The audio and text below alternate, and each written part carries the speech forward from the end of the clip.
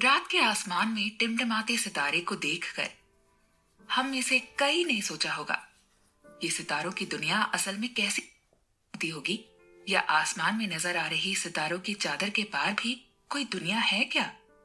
चंदा अब हमारे मामा हैं, तो इतनी दूर क्यों है और कभी मिलने क्यों नहीं आते।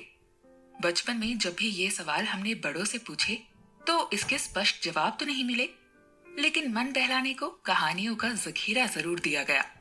हाँ, एक और बात, हमारे बड़े हमसे अक्सर कहते आए हैं कि बीता हुआ समय लौटकर दोबारा नहीं आता। क्या हो कि उनकी ये बात भी एक मनगढ़ंत किस्सा साबित हो जाए। क्या वाकई बीते हुए वक्त का वापस लौटना मुमकिन है। बचपन के मासूम मन में उठने वाले सवालों और कल्पनाओं से लेकर समझदार व्यक्ति की समझ से परे बातों के जवाब स्टीफन हॉकिंस के पास हैं। उनकी किताब a brief history of time एक चाबी है जिसकी मदद से हम अब तक कहानियों में बंद सितारों की दुनिया को खोल सकते हैं, उसे बेहतर तरीके से समझ सकते हैं। स्टीफन हॉकिंस की इस किताब में अंतरिक्ष की अनसुलझी पहेलियां, यूनिवर्स की उत्पत्ति के रहस्य, big bang, black hole, spiral Galaxy जैसे टॉपिक्स बेहद आसान भाषा में समझाए गए हैं। हॉकिंस की इस किताब ने अनगिनत आम लोगों के मन में फिजिक्स और अंतरिक्ष के प्रति रुचि पैदा की है। हॉकिंस की किताब लंदन संडे टाइम्स की बेस्ट सेलर लिस्ट में 237 हफ्तों तक शामिल रही। इस तरह a brief history of time ने सबसे लंबे समय तक बेस्ट सेलर लिस्ट में शामिल होने का रिकॉर्ड कायम किया। स्टीफन हॉकिंस जैसा साइंटिस्ट दुनिया में अब तक शायद ही हुआ हो। इंग्लैंड के ऑक्सफोर्ड में जन्मे हॉकिंस ने अंतरिक्ष की हजारों साल पुरानी पहेलियां सुलझाई, नई खोजें की और अंतरिक्ष की पढ़ाई को नए आयाम दिया। वो अपनी जिंदगी में एक तरफ कामयाबियों की झंडे गाड़ रहे थे, तो दूसरी तरफ एक ऐसी बीमारी से जूझते रहे जिसने उनके शरीर को लकवाग्रस्त कर दिया। बीमारी की वजह से अपना शरीर हिलाना डुलाना भी उनके लिए मुमकिन नहीं था। यहाँ तक कि वो अपने ख्यालों को बोलकर व्यक्त भी नहीं कर पाते थे। लेकिन इन सब चीजों को उन्होंने जिंदगी में बाधा नहीं बनने दिया। तलवार से तेज दिमाग और जुनूनी शख्सियत के मालिक हॉकिंस ने साबित कर दिया कि इंसान हर हालत को हराकर एक महान जीवन बनाने की काबिलियत रखता है। आपको अंतरिक्ष की दुनिया के रहस्यों से रूबरू कराने, सितारों की दुनिया के और करीब ले जाने और बड़े बूढ़ों के किस्सों की सच्चाई जानने के लिए स्टीफन हॉकिंग की a brief history of time का सारांश। अंतरिक्ष को हम कैसे जानते हैं। एक जाने माने वैज्ञानिक एक बार कहीं अपने लेक्चर दे रहे थे। अपने लेक्चर में उन्होंने बताया कि किस तरह धरती सूरज के चक्कर काटती है और सूरज एक बहुत बड़ी गैलेक्सी के केंद्र के चक्कर लगाता है। उनका लेक्चर खत्म होने के बाद वहां बैठी एक बूढ़ी औरत खड़ी हो गई और कहने लगी कि तुम्हारी सारी बातें झूठ हैं। और बोली कि असलियत तो ये है कि धरती एक प्लेट की तरह सीधी है और कछुए की पीठ पर रखी हुई है। ये सुनकर वैज्ञानिक मुस्कुराए और पूछा, आप ये बताइए कि वो कछुआ किस चीज पर खड़ा हुआ है जिसके ऊपर धरती रखी है।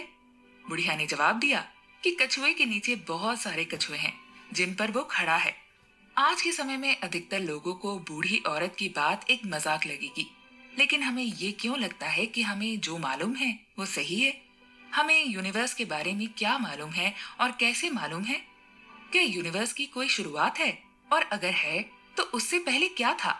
वक्त की मिजाज क्या है और क्या ये कभी खत्म होगा। वक्त के साथ हुई तरक्की और नई तकनीकों की मदद से हमें कई पुराने सवालों के जवाब तो मिल चुके हैं, लेकिन अभी भी कई बाकी हैं। हो सकता है कि अनसुलझे इन सवालों के जवाब हमारे लिए कभी इतनी आम बात हो जाए जितनी आम बात हमारे लिए धरती का सूरज के इर्द गिर्द घूमना है। ऐसा कब होगा ये तो केवल वक्त ही बता सकता है, लेकिन मानव की खोज जारी है।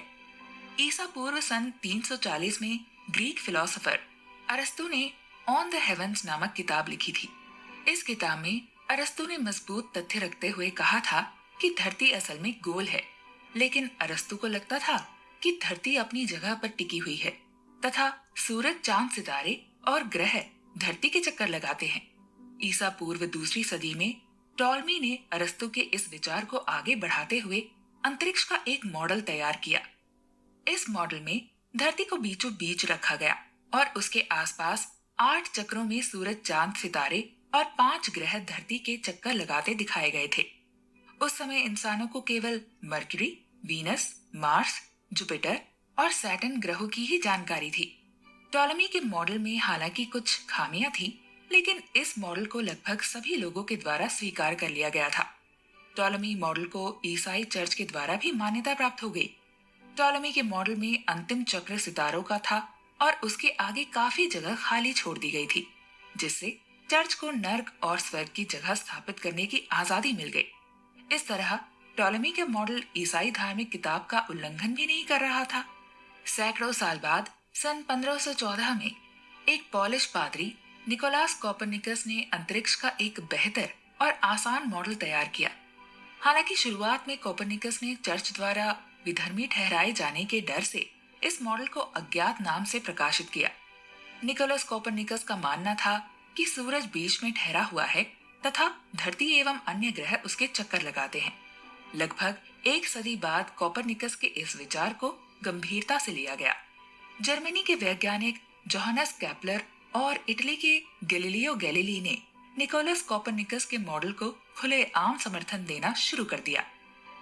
सन 1609 में गैलीलियो गैलीली ने अंतरिक्ष को टेलीस्कोप की मदद से देखना शुरू किया, जिसका आविष्कार उन्होंने खुद ही किया था। गैलीलियो ने अपने टेलीस्कोप से जिस अंतरिक्ष को देखा, उसने अरस्तु और टॉलेमी के उस मॉडल को बिल्कुल ध्वस्त कर दिया, जो कहता था कि धरती अंतरिक्ष के मध्य स्थित है तथा सूरज, ग्रह, सितारे उसके चक्कर लगाते हैं।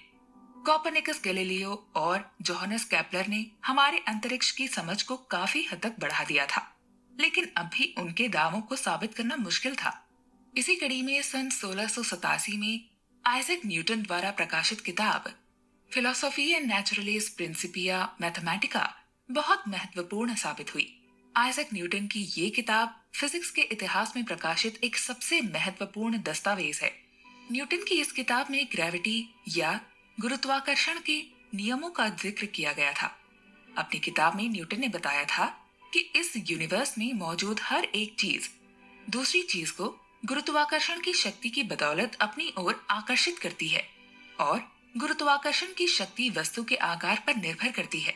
वस्तु का आकार जितना बड़ा होगा, उसकी गुरुत्वाकर्षण शक्ति उतनी ही अधिक होगी। न्यूटन की थ्योरी की बदौलत ये साबित हो पाया कि किस तरह ग्रह सूरज के आसपास चक्कर लगाते समय अपने रास्तों पर बंधे रहते हैं। कोपरनिकस के मॉडल को स्वीकार किए जाने के कारण टॉलेमी पर लोगों का विश्वास खत्म हो गया। टॉलेमी के मॉडल के साथ ही इस बात को भी अस्वीकार कर दिया गया, अंतरिक्ष की कोई प्राकृतिक सीमा है।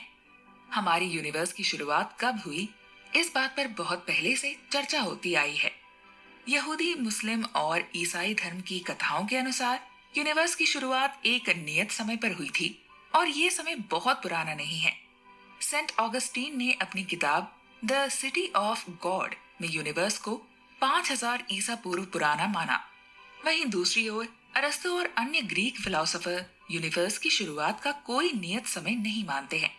उनका मानना है कि मानव जाति और उसके आसपास की चीजों का अस्तित्व हमेशा से रहा है और ये अस्तित्व आगे भी जारी रहेगा। यूनिवर्स की उत्पत्ति का क्या कोई नियमित समय है? यूनिवर्स की क्या कोई सीमा है? इन सवालों पर जर्मनी के फिलोसोफर इमैनुअल कैंट ने गहन अध्ययन किया। इमैनुअल कैंट ने अपने विचार सन 1781 में प्रकाशित किताब क्रिटिक ऑफ प्योर रीजन में जाहिर किए हैं। इस दौरान अधिकतर लोगों का मानना था कि यूनिवर्स अपनी जगह पर स्थिर है और उसके आकार में कोई बदलाव नहीं होता है। लेकिन सन 1929 में एडविन हबल ने एक ऐतिहासिक खोज की। एडविन हबल ने दर्ज किया कि जहां भी देखा जाए हमसे दूर मौजूद गैलेक्सियां लगातार और ज्यादा दूर होती जा रही हैं। दूसरे शब्दों में कहा जाए तो उन्होंने देखा कि यूनिवर्स का आकार लगातार बढ़ता जा रहा है। इस प्रकार कहा जा सकता है कि आज से 10-20 करोड़ वर्ष पहले ये सब वस्तुएं एक ही जगह पर मौजूद रही होंगी और जब ऐसा हुआ होगा तो उस समय यूनिवर्स का घनत्व असीमित हो गया होगा। इस खोज ने यूनिवर्स की शुरुआत के सवाल को साइंस के दायरे में लाकर खड़ा कर दिया। एडविन हबल की शानदार खोज से वैज्ञानिकों को अंदाजा हुआ कि एक समय यूनिवर्स का घनत्व असीमित रहा होगा और उसका आकार असीमित रूप से छोटा। इस समय को वैज्ञानिकों ने बिग बैंग का नाम दिया। इस स्थिति में विज्ञान के सभी नियम ध्वस्त हो गए होंगे और आने वाले समय पर उनका कोई प्रभाव नहीं रह गया होगा, क्योंकि उन नियमों का आने वाला भविष्य पर कोई प्रभाव नहीं रहा, तो उनको नजरअंदाज किया जा सकता है। इस प्रकार वैज्ञानिकों ने परिणाम निकाला कि समय की शुरुआत बिग बैंग के समय हुई। यूनिवर्स के बारे में बताने के लिए वैज्ञानिक आज के समय में दो आंशिक थ्योरियों का इस्तेमाल करते हैं। इन दो थ्योरियों का नाम है जनरल थ्योरी ऑफ रिलेटिविटी और quantum mechanics. General theory of relativity गुरुत्वाकर्षण की शक्ति और यूनिवर्स में मौजूद बड़े आकार की संरचना को समझने में मदद करती है। दूसरी ओर क्वांटम मैकेनिक्स बेहद बारीक स्तर पर होने वाली प्रक्रियाओं को समझने के लिए इस्तेमाल की जाती है। दुर्भाग्य से एक समय पर इन दोनों थियोरियों में से केवल एक ही सही साबित हो सकती है। आज के समय की फिजिक्स और इस किताब के मुख्य लक्ष्य में से एक इन दो थियोरियों को मिलाकर क्वांटम थ्योरी ऑफ क्वांटम का निर्माण करना है। स्टीफन हॉकिंग की लिखी किताब a brief history of time. अंतरिक्ष और समय, वस्तुओं के गतिमान होने के बारे में आज हमारे जो विचार हैं, उनका आविष्कार गैलीलियो गैलीली और आइजैक न्यूटन द्वारा किया गया था। उससे पहले ग्रीक फिलोसोफर अरिस्टो का मानना था कि प्राकृतिक रूप से सभी वस्तुएं अपने स्थान पर स्थिर होती हैं। वस्तुएं अपने स्थान से तभी हिलती हैं जब उन पर कोई बाहरी शक्ति का इस्तेमाल किया जाता है। उनका ये भी मानना था कि हल्की वस्तु के मुकाबले भारी वस्तु जमीन पर अधिक तेजी से गिरेगी। गैलीलियो गैलीली के एक एक्सपेरिमेंट ने अरिस्टो की इस थ्योरी को गलत साबित कर दिया। माना जाता है कि गैलीलियो ने पीसा के टावर पर चढ़कर दो अलग अलग वजन के बांट ऊपर से फेंके और वो दोनों एक ही समय पर जमीन पर पहुंचे। हालांकि यदि एक पंख और इस तरह अरिस्टो की दूसरी थ्योरी पूरी तरीके से गलत साबित हो चुकी थी। गैलीलियो के इस एक्सपेरिमेंट की मदद लेकर न्यूटन ने गति का पहला नियम बनाया। अपनी किताब प्रिंसिपिया मैथमेटिका में न्यूटन ने बताया कि अगर कोई वस्तु गतिशील है तो वो तब तक इसी अवस्था में बनी रहेगी जब तक किसी बाहरी शक्ति का प्रयोग न किया जाए। किसी बाहरी शक्ति का प्रयोग किए जाने पर क्या होगा, इसका जवाब न्यूटन ने अपने दूसरे नियम में दिया। न्यूटन ने अपने दूसरे नियम में बताया कि जब किसी गतिशील वस्तु पर बाहरी शक्ति का इस्तेमाल किया जाता है तो उस वस्तु की गति में बाहरी शक्ति के अनुपात के अनुसार बदलाव देखने को मिलेगा। गति के नियमों के अलावा न्यूटन ने गुरुत्वाकर्षण की शक्ति को समझने के लिए भी एक बहुत उपयोगी नियम बनाया। नियम के अनुसार ब्रह्मांड में मौजूद हर वस्तु दूसरी की ओर आकर्षित होती है। गुरुत्वाकर्षण की ये शक्ति वस्तु के घनत्व के अनुपात में होती है। न्यूटन का नियम हमें ये भी बताता है कि दो वस्तुओं के बीच जितनी अधिक दूरी होगी, गुरुत्वाकर्षण की शक्ति उतनी ही कम होगी। आइजैक न्यूटन के इस नियम की मदद से धरती, चांद और अन्य ग्रहों के रास्तों के बारे में सटीक भविष्यवाणियां की जा सकती हैं। न्यूटन एवं गैलीलियो के मुकाबले अरिस्टो के विचार में सबसे मुख्य अंतर ये था कि अरिस्टो मानते थे कि हर वस्तु की मूल अवस्था स्थिर होती है जब तक उसके ऊपर कोई बाहरी शक्ति का प्रयोग न किया जाए। इसी वजह से उनका मानना था कि धरती अपनी जगह पर स्थिर है। वहीं दूसरी ओर न्यूटन के नियम के बाद हमें ये मालूम चला कि जरूरी नहीं कि हर वस्तु अपनी मूल अवस्था में स्थिर हो, वो गतिमान भी हो सकती है। हालांकि अरिस्टो और न्यूटन दोनों का ये मानना था कि समय स्पेस से मुक्त है, यानी उनका विश्वास था कि दो घटनाओं के बीच समय के अंतराल को किसी के भी द्वारा स्पष्ट रूप से नापा जा सकता है, बशर्ते वो किसी अच्छी घड़ी का इस्तेमाल करे। उस वक्त लगभग सभी लोग अरिस्टो और न्यूटन की इस बात से इत्तेफाक भी रखते थे। हालांकि जल्दी आने वाले समय में होने वाली नई खोजों की वजह से स्पेस और टाइम में जुड़े ख्याल लोगों को बदलने पड़े। डेनमार्क के साइंटिस्ट ओले क्रिस्टेंसन रोमर ने सन 1676 में नई खोज की और दुनिया को बताया कि रोशनी की रफ्तार बहुत अधिक लेकिन निश्चित होती है। रोमर को जुपिटर और उसके उपग्रहों का अध्ययन करते हुए ये नई जानकारी हासिल हुई। रोमर की ये खोज अपने आप में बेहद उल्लेखनीय थी और आगे चलकर बहुत महत्वपूर्ण साबित हुई। रोशनी की रफ्तार से जुड़ी कोई स्पष्ट थ्योरी प्रकाशित होने में बहुत अधिक समय लग गया। सन 1865 में British scientist James clerk Maxwell ने उस समय मौजूद आधी अधूरी थ्योरियों को मिलाकर एक स्पष्ट थ्योरी का निर्माण किया। मैक्सवेल की थ्योरी ने अनुमान लगाया कि लाइट वेव और रेडियो वेव एक रफ्तार पर चलनी चाहिए।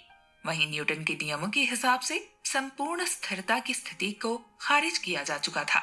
अब वैज्ञानिकों के सामने ये चुनौती उत्पन्न हुई कि अगर रोशनी एक तेज रफ्तार पर चलती है तो उस रफ्तार को किस चीज के अनुपात में नापा जाए।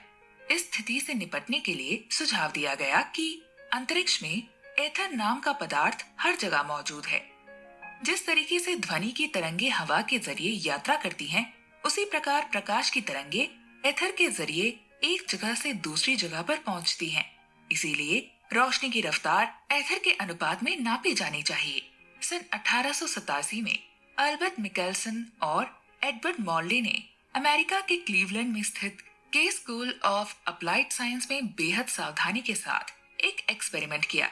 उन्होंने धरती के घूमने की दिशा में रोशनी की रफ्तार की तुलना धरती के घूमने के समकोण के साथ ही आश्चर्यजनक रूप से दोनों के नतीजे बराबर निकले।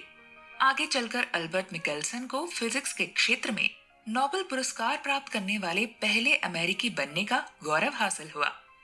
सन 1887 से लेकर 1905 के दौरान अल्बर्ट मिकेल्सन और एडवर्ड मोरेल के एक्सपेरिमेंट के नतीजों को समझाने के लिए कई प्रयास किए गए। इन सभी प्रयासों में डच साइंटिस्ट हेनरिक लॉरेंस कपरिया सर्वाधिक उल्लेखनीय माना गया। लेकिन सन 1905 में स्विट्जरलैंड के पेटेंट ऑफिस में काम करने वाले एक अनजान क्लर्क का एक पेपर प्रकाशित हुआ जो कि बेहद लोकप्रिय हो गया। स्विस पेटेंट ऑफिस में काम करने वाले इस अनजान कर्मचारी का नाम था अल्बर्ट आइंस्टाइन। अल्बर्ट आइंस्टाइन ने अपने प्रकाशित हुए पेपर में बताया कि अगर हम शुद्ध समय के विचार को त्यागने को तैयार हैं, तो एथर का विचार पूरी तरीके से बेकार साबित हो सकता है। इसके कुछ ही हफ्तों के बाद एक फ्रेंच साइंटिस्ट हेनरी पॉइंटियर ने अल्बर्ट आइंस्टाइन से मिलते जुलते विचार प्रस्तुत किए। हालांकि अल्बर्ट आइंस्टाइन के विचार फिजिक्स के अधिक करीब थे, वहीं हेनरी पॉइंटियर ने अपने विचार गणित के नजरिए से रखे थे। थ्योरी ऑफ रिलेटिविटी का मूल सिद्धांत ये है कि अंतरिक्ष में घूम रहे सभी स्वतंत्र प्रेक्षकों के लिए विज्ञान के नियम समान बने रहने चाहिए। इस विचार में जब मैक्सवेल की थ्योरी को भी जोड़ा गया तो एक बहुत ही आसान लेकिन प्रभावशाली नियम का जन्म हुआ। नियम के अनुसार सभी प्रेक्षकों को रोशनी की एक जैसी रफ्तार की नापनी होगी, चाहे वो खुद कितनी गति से क्यों न चल रहे हों। आइंस्टाइन की मशहूर और ऐतिहासिक E=mc² थ्योरी भी इसी विचार का परिणाम मानी जाती है। इसी थ्योरी की मदद से एक और नियम स्थापित हुआ जिसके अनुसार किसी भी चीज की गति रोशनी की गति से अधिक नहीं हो सकती थी।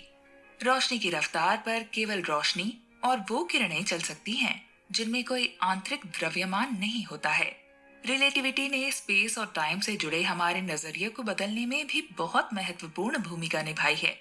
न्यूटन को थ्योरी में अगर रोशनी की एक किरण को एक बिंदु से दूसरे बिंदु की ओर छोड़ा जाए तो किरण द्वारा एक बिंदु से दूसरे बिंदु पर पहुंचने में लगे समय पर अलग अलग प्रेक्षकों की सहमति हो सकती है, लेकिन किरण द्वारा तय की गई यात्रा की लंबाई पर अलग अलग प्रेक्षकों की राय एक सी नहीं होगी। ऐसा इसलिए है क्योंकि स्पेस की कोई सीमा नहीं है। आज के समय में वैज्ञानिक दूरी के नापने के लिए समय का इस्तेमाल करते हैं, न कि लंबाई का, क्योंकि अंतरिक्ष में समय को स्पष्ट रूप से मापा जा सकता है और लंबाई को नहीं। दूरी को मापने के लिए एक एक नई यूनिट का इस्तेमाल करना शुरू किया गया है जिसे लाइट सेकंड कहा जाता है। आसान भाषा में समझाया जाए तो एक लाइट सेकंड रोशनी द्वारा एक सेकंड में तय की गई दूरी के बराबर होता है। थ्योरी ऑफ रिलेटिविटी की वजह से हम अब अंतरिक्ष की दूरियों को वक्त और रोशनी की रफ्तार के अनुसार मापते हैं। इस तरीके से थ्योरी ऑफ रिलेटिविटी ने साबित किया कि हमें अंतरिक्ष में एथर नामक पदार्थ के अस्तित्व के विचार को स्वीकार करने की जरूरत नहीं है। इस बात को मॉर्ली और मिकेल्सन ने अपने एक्सपेरिमेंट के जरिए भी साबित करने की कोशिश की थी। वहीं एथर के अस्तित्व को अब तक साबित नहीं किया जा सका था। थियोरी ऑफ रिलेटिविटी ने अंतरिक्ष से जुड़े हमारे मूलभूत विचारों को बदलने में भी बहुत अहम भूमिका निभाई है। थियोरी ऑफ रिलेटिविटी ने हमें ये मानने पर मजबूर कर दिया कि समय अंतरिक्ष से अलग या आजाद नहीं है, बल्कि समय और अंतरिक्ष मिलकर अंतरिक्ष समय यानी स्पेस टाइम नामक विचार का निर्माण करते हैं।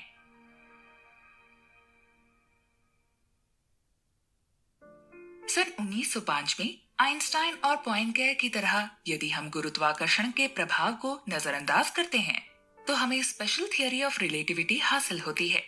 स्पेस टाइम में हुई हर घटना के लिए हम एक लाइट कोन का निर्माण कर सकते हैं, क्योंकि रोशनी की रफ्तार हर स्थिति में बराबर और एक ही दिशा में होती है। इसलिए सभी लाइट कोन एक समान दिखेंगे और उनका निर्माण एक समान दिशा में होगा। थियरी ऑफ रिलेटिविटी हमें यह भी बताती है कि रोशनी की रफ्तार से अधिक स्पेस टाइम में किसी भी चीज की रफ्तार नहीं होती है। इसीलिए अंतरिक्ष में किसी भी वस्तु के रास्ते को लाइट कोन में एक रेखा की मदद से दर्शाया जा सकता है। सभी दर्शकों को रोशनी की रफ्तार बराबर नजर आएगी। ये साबित करने में स्पेशल थियरी ऑफ रिलेटिविटी बेहद सफल साबित हुई।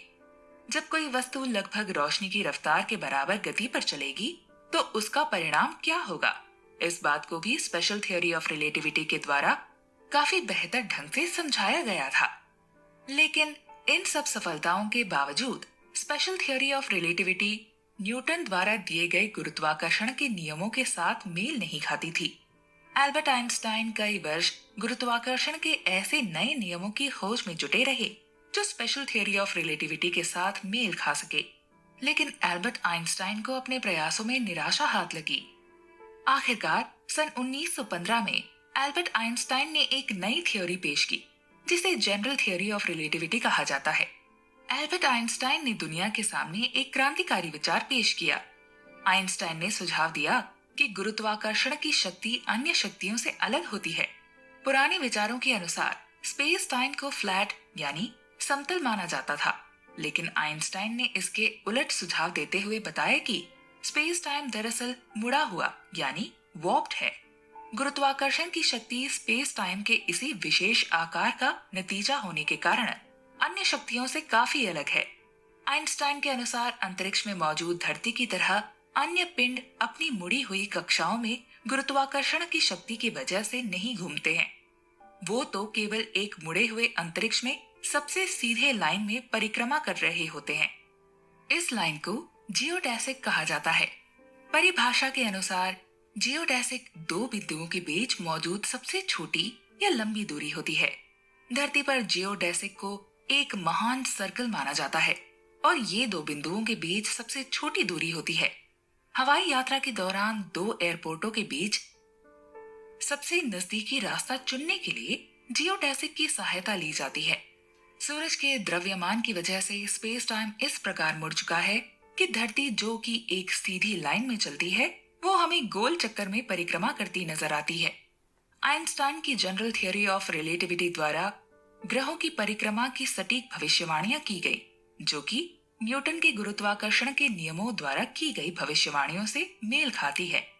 इस प्रकार एल्बर्ट आइंस्टाइन की जनरल थियरी ऑफ रिलेटिविटी अपने आप को साबित कर पाई।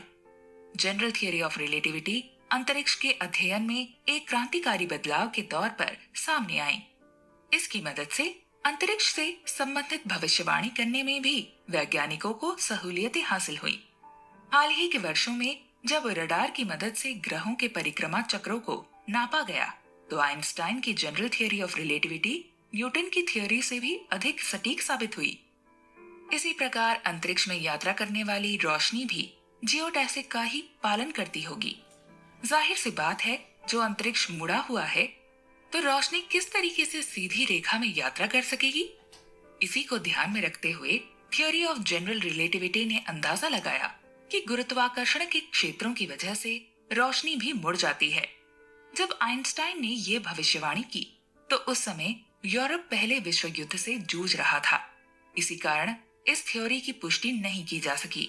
लेकिन सन 1919 में एक ब्रिटिश खोजी दल ने पश्चिमी अफ्रीका में सूर्य ग्रहण के दौरान आइंस्टाइन की थ्योरी को सही पाया। आइंस्टाइन, जो कि जर्मनी के साइंटिस्ट थे, उनकी थ्योरी को ब्रिटिश खोजी दल द्वारा सही परखे जाने को दोनों देशों के बीच सुलह के तौर पर देखा गया। एल्बर्ट आइंस्टाइन ने अपनी थ्योरी के जरिए एक और भविष्यवाणी की। उन्होंने कहा कि धरती जैसे बड़े पिंड के पास समय धीमी गति से चलता होगा।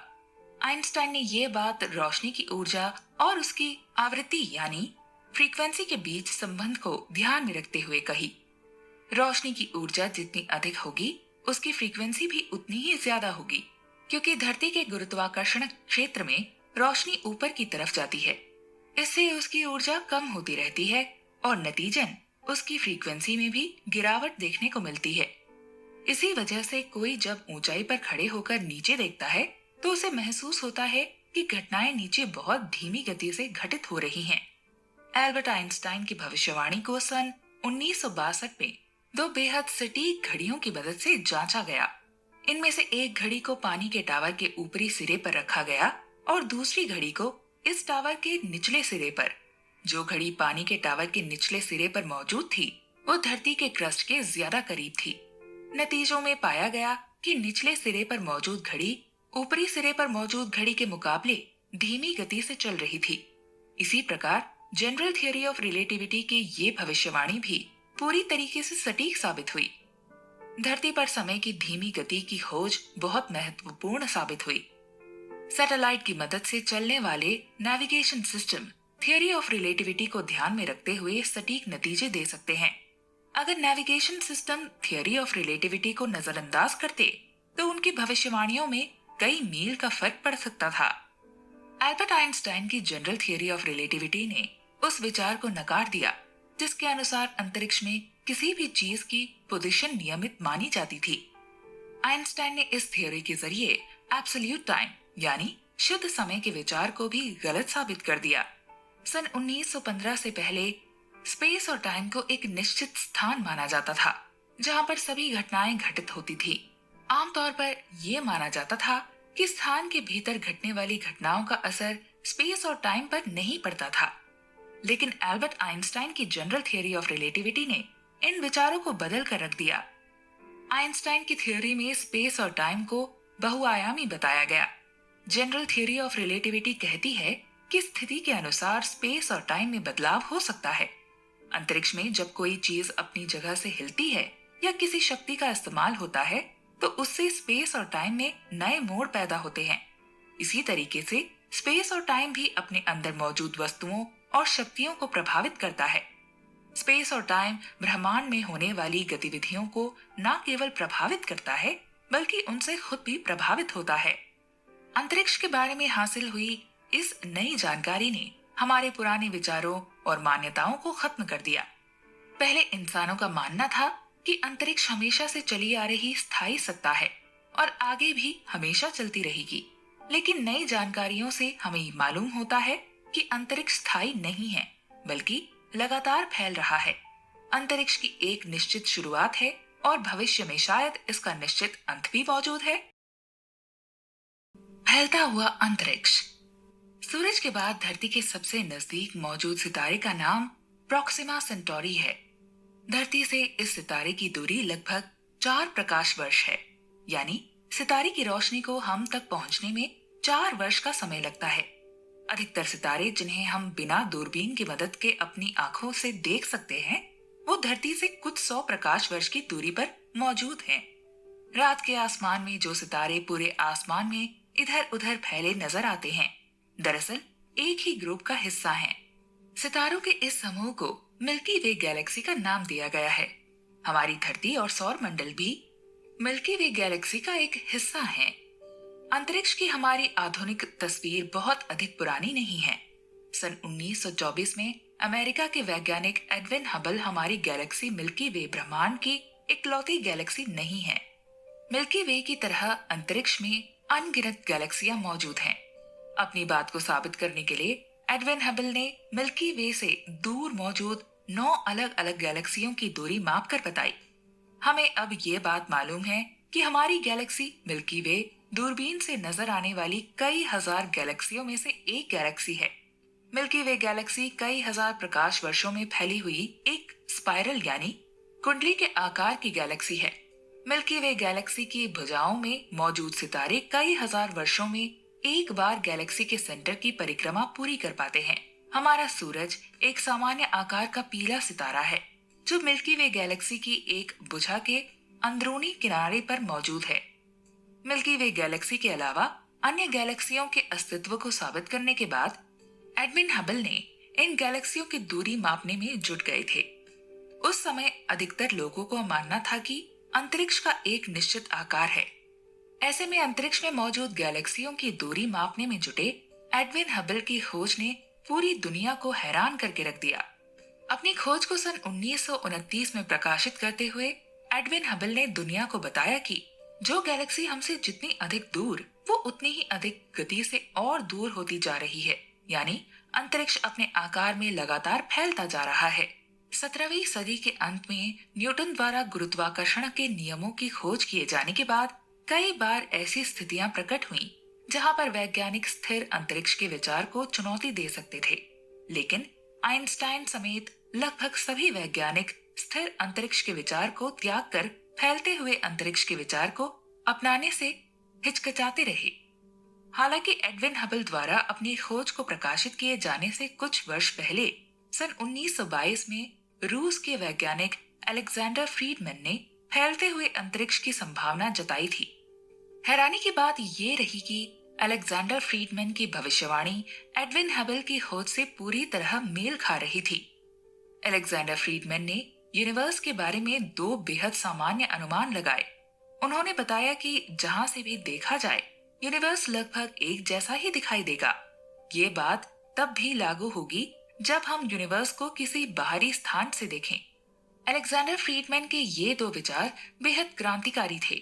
इन विचारों की मदद से उन्होंने साबित कर दिया कि यूनिवर्स स्थिर नहीं हो सकता है।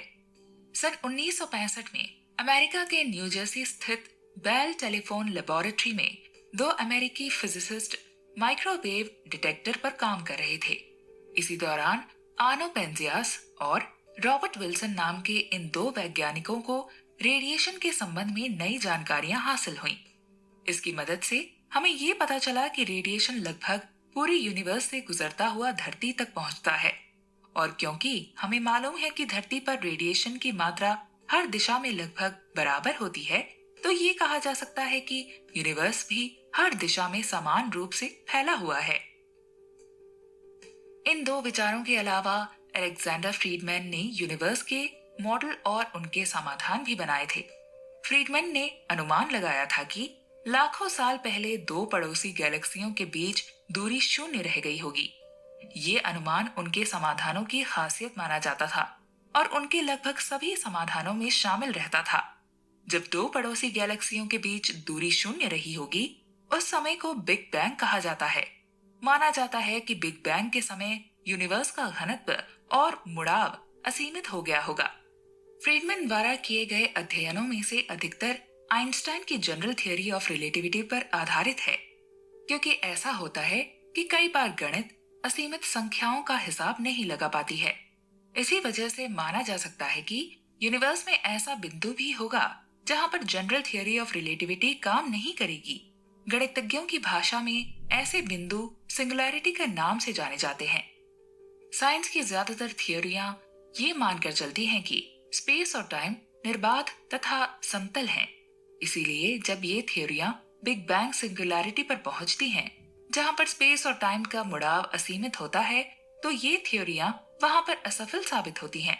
इसीलिए साइंस की इन थियोरियों का इस्तेमाल हम बिग बैंग से पहले और तुरंत बाद हुई घटनाओं का आकलन करने के लिए नहीं कर सकते हैं। हालांकि हम जानते हैं कि बिग बैंग से पहले हुई घटनाओं का कोई भी प्रभाव समय पर नहीं पड़ सकता है। इसीलिए हम बिग बैंग से पहले की घटनाओं को किसी भी मॉडल से निकाल सकते हैं। आमतौर पर हम यही मानकर चलते हैं कि बिग बैंग से ही समय की शुरुआत हुई है। बिग बैंग के समय की शुरुआत हुई, इस बात को लेकर भी कई लोग सहमत नहीं हैं। इस बात से इनकार करने वाले अधिकतर लोग धार्मिक विश्वास की वजह से सहमति नहीं रखते हैं। हालांकि कैथोलिक चर्च द्वारा 1951 में बिग बैंग को बाइबल के अनुरूप एक घटना बताते हुए स्वीकार कर लिया गया था, लेकिन इसके बावजूद बिग बैंग थ्योरी को काफी विरोध का सामना करना पड़ा। बिग बैंग थ्योरी के नकारने के लिए कई वैज्ञानिकों द्वारा नई थ्योरियां देने का भी प्रयास किया गया। रूस के वैज्ञानिक एवजेनी लिफ्शिट्ज और आइजैक खलातनिकोव द्वारा बिग बैंग थ्योरी पर बेहद महत्वपूर्ण अध्ययन किया गया। एवजेनी लिफ्शिट्ज और आइजैक खलातनिकोव ने यह साबित किया कि अगर जनरल थ्योरी ऑफ रिलेटिविटी सटीक हो तो मुमकिन है कि यूनिवर्स में एक सिंगुलैरिटी यानी बिग बैंग रही हो। लेकिन एवजेनी लिफशीट्स और आइजैक खलातनिकोव अपने अध्ययन से ये साबित करने में सफल नहीं हुए कि क्या जनरल थ्योरी ऑफ रिलेटिविटी की मदद से ही बिग बैंग का अनुमान लगाया जा सकता है। इस सवाल का जवाब ब्रिटेन के गणितज्ञ और भौतिक वैज्ञानिक रॉजर पेनरोज द्वारा सन 1965 में पेश किया गया। लाइट कोन के व्यवहार और ग्रेविटी के आकर्षण का इस्तेमाल करते हुए उन्होंने दिखाया कि किस प्रकार एक सितारा अपनी ही ग्रेविटी के चलते एक क्षेत्र में फंस जाता है, जिसकी सतह का आकार अंत में शून्य हो जाता है, और जब सतह का आकार शून्य होगा तो उसका घनत्व भी शून्य हो जाएगा। सितारे में जो कुछ भी मौजूद होगा वो इस शून्य में सिमट जाएगा। इस वजह से सितारे का घनत्व असीमित हो जाना तय है। इसी तरह स्पेस और टाइम का मुड़ाव भी इस दौरान असीमित हो जाएगा। दूसरे शब्दों में एक सिंगुलैरिटी स्पेस और टाइम के एक क्षेत्र में सीमित हो जाती है और इस स्थिति को ब्लैक होल कहा जाता है। रॉजर पेनरोज की इस थ्योरी का इस्तेमाल शुरुआत में केवल सितारों पर अध्ययन के लिए किया गया। सन 1965 में रॉजर पेनरोज ने जब ये थ्योरी प्रकाशित की, उस समय स्टीफन हॉकिंस अपनी पीएचडी के लिए टॉपिक ढूंढ रहे थे। इससे 2 साल पहले ही स्टीफन हॉकिंस को पता चला था कि उन्हें ALS नाम की बीमारी है, जिसे मोटर न्यूरॉन बीमारी के तौर पर भी जाना जाता था।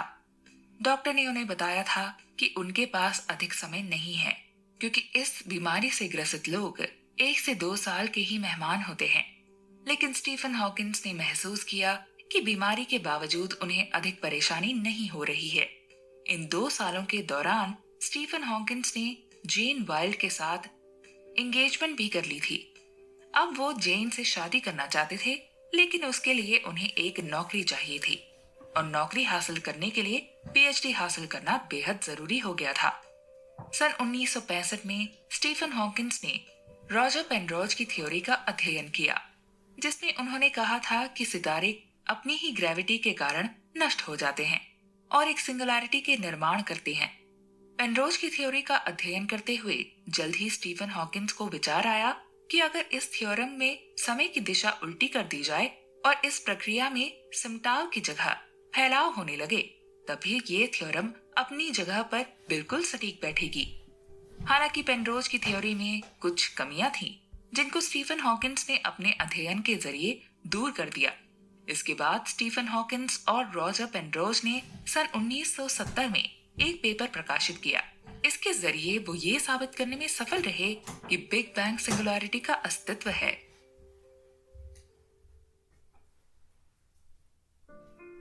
अनिश्चितता का सिद्धांत।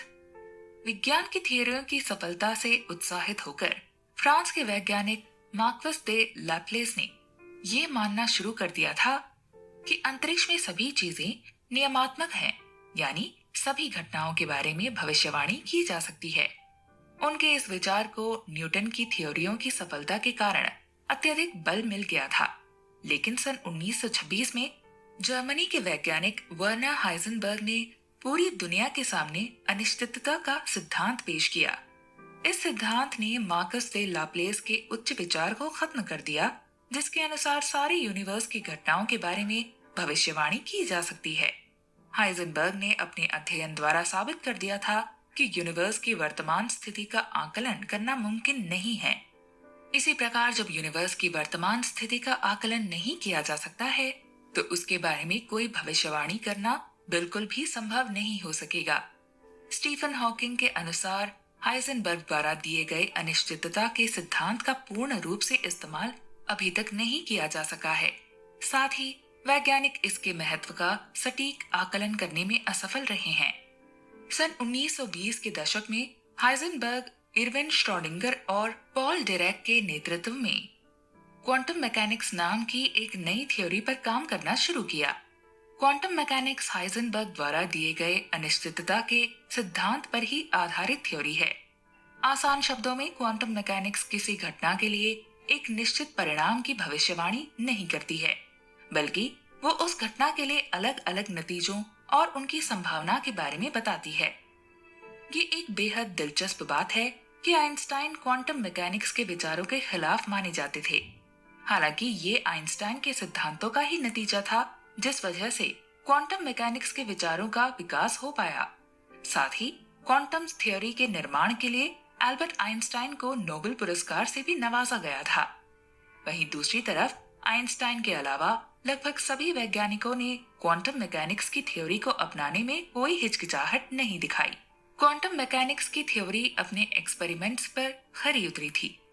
जल्द ही क्वांटम मैकेनिक्स की थ्योरी बेहद सफल साबित हुई और नए जमाने के विज्ञान और टेक्नोलॉजी के विकास में अहम योगदान देती हुई नजर आई। मॉडर्न चिप्स और ट्रांजिस्टर का निर्माण क्वांटम मैकेनिक्स की बदौलत संभव हो पाया। केवल ग्रेविटी और यूनिवर्स में मौजूद बड़े स्तर की संरचनाओं को छोड़ दिया जाए तो आज के समय में फिजिकल फिजिक्स के लगभग हर क्षेत्र में क्वांटम मैकेनिक्स का इस्तेमाल होता है। यूनिवर्स में मौजूद बड़े स्तर की संरचनाओं के बारे में बेहतर तरीके से समझने के लिए हम आइंस्टाइन द्वारा दी गई जनरल थ्योरी ऑफ रिलेटिविटी का सहारा लेते हैं। आइंस्टाइन की जनरल थ्योरी ऑफ रिलेटिविटी अपने परिणाम देने के लिए क्वांटम मैकेनिक्स की थ्योरी की किसी प्रकार से सहायता नहीं लेती है, जबकि अन्य थ्योरियों के साथ समन्वय बैठाने के लिए ऐसा होना चाहिए। इसी समय हमारे पास ऐसी कोई थ्योरी नहीं है जो जनरल थ्योरी ऑफ रिलेटिविटी और क्वांटम मैकेनिक्स की थ्योरी की विशेषताओं को मिलाकर हमारे सामने पेश करती हो। ऐसा होने पर हमारे लिए ब्लैक होल और बिग बैंग की घटनाओं पर नई जानकारियां सामने आ सकती हैं।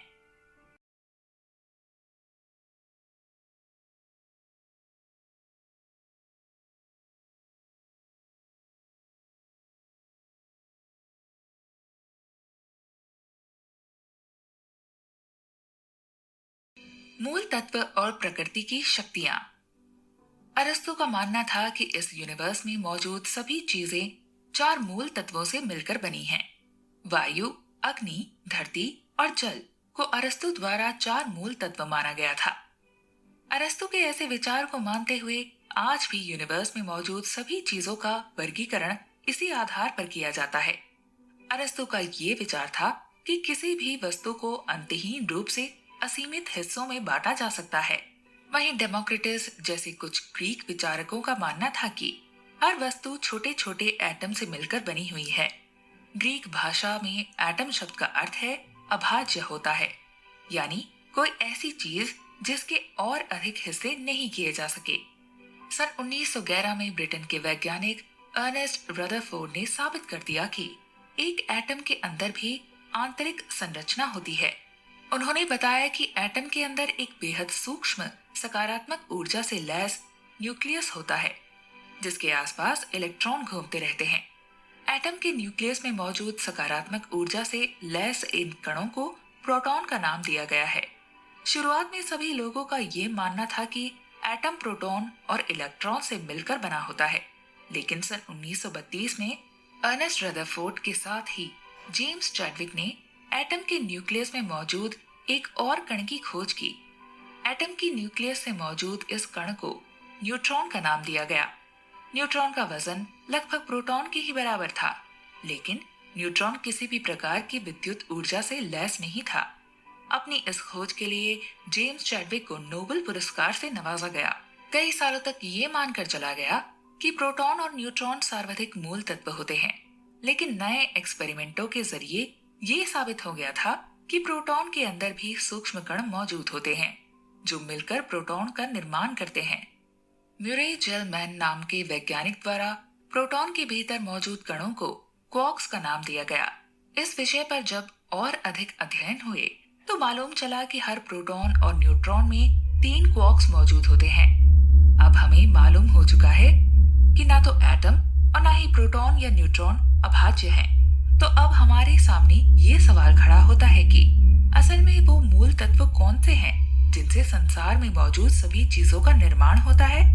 इस सवाल का जवाब पूरी तरह इस बात पर निर्भर करता है कि हम कितनी छोटी चीजों को देखने में सक्षम हैं। 19वीं सदी की तकनीक से जिस सबसे सूक्ष्म कण को देखा जा सका है वो एटम था, इसीलिए उसे मूल तत्व मान लिया गया था। लेकिन 20वीं सदी में अर्नेस्ट रदरफोर्ड ने एटम के भीतर मौजूद कणों को देखने में सफलता पाई। इसके बाद एटम को मिली मूल तत्व की मान्यता रद्द हो गई। इसी तरह हमारे सामने जिस प्रकार नई तकनीकें विकसित होकर सामने आ रही हैं, उससे लगता है कि हम जल्द ही प्रकृति का निर्माण करने वाले सबसे सूक्ष्म कण की खोज करने में सफल होंगे। शक्तिमान कणों का उनके बल के अनुसार वैज्ञानिकों द्वारा 4 हिस्सों में वर्गीकरण किया गया है। वैज्ञानिकों द्वारा कणों की शक्तियों का ये वर्गीकरण इसलिए किया गया ताकि उन्हें आंशिक थियोरियों बनाने में सहायता मिल सके। हालांकि वैज्ञानिक एक ऐसी संयुक्त थ्योरी बनाने की कोशिश में लगे हैं जो ये समझाने में मदद कर सके कि चारों प्रकार के कण एक ही मूल शक्ति का हिस्सा हैं। कहा जा सकता है कि आज के जमाने के वैज्ञानिकों के लिए ये सबसे महत्वपूर्ण लक्ष्य है। गुरुत्वाकर्षण की शक्ति को छोड़कर अन्य 3 शक्तियों को मिलाकर पेश करने वाली एक संयुक्त थ्योरी के निर्माण में वैज्ञानिकों को काफी हद तक सफलता भी हासिल हो चुकी है। वैज्ञानिकों द्वारा पहले हिस्से में गुरुत्वाकर्षण की शक्ति को रखा गया है। गुरुत्वाकर्षण की शक्ति अंतरिक्ष में हर जगह मौजूद है। हालांकि गुरुत्वाकर्षण की शक्ति 4 शक्तियों में सबसे कमजोर मानी जाती है। गुरुत्वाकर्षण की शक्ति वस्तुओं को अपनी ओर आकर्षित करती है और बड़ी दूरियों के बीच इसका महत्वपूर्ण असर देखने को मिलता है। जैसे कि सूरज और धरती के बीच गुरुत्वाकर्षण की शक्ति बहुत ताकतवर हो जाती है। दूसरे हिस्से में इलेक्ट्रोमैग्नेटिक शक्ति को रखा गया है। इलेक्ट्रोमैग्नेटिक शक्ति गुरुत्वाकर्षण की शक्ति के मुकाबले कहीं अधिक ताकतवर मानी जाती है। इलेक्ट्रोमैग्नेटिक शक्ति इलेक्ट्रॉन और क्वार्क्स जैसे विद्युत आवेशित कणों से संबंध रखती है। 2 इलेक्ट्रॉन के बीच मौजूद इलेक्ट्रोमैग्नेटिक शक्ति गुरुत्वाकर्षण की शक्ति के मुकाबले कई करोड़ गुना अधिक होती है। हालांकि इलेक्ट्रोमैग्नेटिक शक्ति 2 प्रकार की होती है। जब 2 कणों के बीच पॉजिटिव चार्ज यानी घन आवेश होता है तो दोनों इलेक्ट्रोमैग्नेटिक शक्ति की वजह से एक दूसरे से दूर जाने लगेंगे। वहीं जब 2 कणों के बीच पॉजिटिव और नेगेटिव चार्ज होगा तो दोनों के कण एक दूसरे की ओर आकर्षित होंगे। अंतरिक्ष में मौजूद लगभग सभी बड़ी संरचनाओं में लगभग बराबर मात्रा में पॉजिटिव और नेगेटिव चार्ज वाले कण मौजूद होते हैं। पॉजिटिव और नेगेटिव चार्ज वाले ये कण आकर्षण और प्रतिकारक शक्तियों को खत्म कर देते हैं। इसी वजह से धरती और सूरज जैसी बड़ी संरचनाएं एक दूसरे की ओर इलेक्ट्रोमैग्नेटिक शक्ति की वजह से आकर्षित नहीं होती हैं। तीसरे हिस्से में कमजोर परमाणु शक्ति को रखा गया है। ये कमजोर परमाणु शक्ति सभी रेडियो एक्टिव प्रक्रियाओं के लिए जिम्मेदार मानी जाती है। कमजोर परमाणु शक्ति के बारे में हमें कुछ समय पहले ही पता चला। सन 1967 में इंपीरियल कॉलेज के अब्दुल सलाम और हार्वर्ड के स्टीवन विनबर्ग ने इलेक्ट्रोमैग्नेटिक और कमजोर परमाणु शक्ति को लेकर एक संयुक्त थ्योरी दुनिया के सामने पेश करी। ये थ्योरी 100 साल पहले मैक्सवेल द्वारा दी गई थ्योरी के सामने ऐतिहासिक मानी गई। अब्दुल सलाम और स्टीवन विनबर्ग को 1979 में फिजिक्स का नोबेल पुरस्कार दिया गया।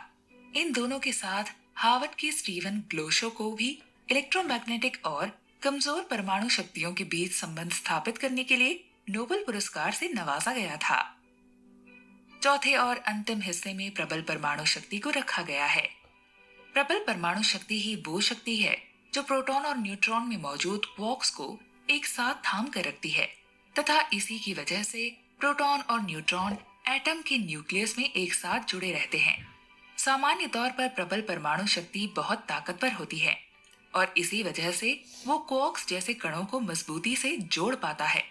लेकिन हाल ही में किए गए एक्सपेरिमेंट के जरिए पता चला है कि ऊर्जा का स्तर अत्यधिक बढ़ जाने पर प्रबल परमाणु शक्ति कमजोर पड़ने लगती है। इसी वजह से कभी कभी क्वार्क्स और ग्लूऑन आजाद कणों जैसे व्यवहार दर्शाने लगते हैं।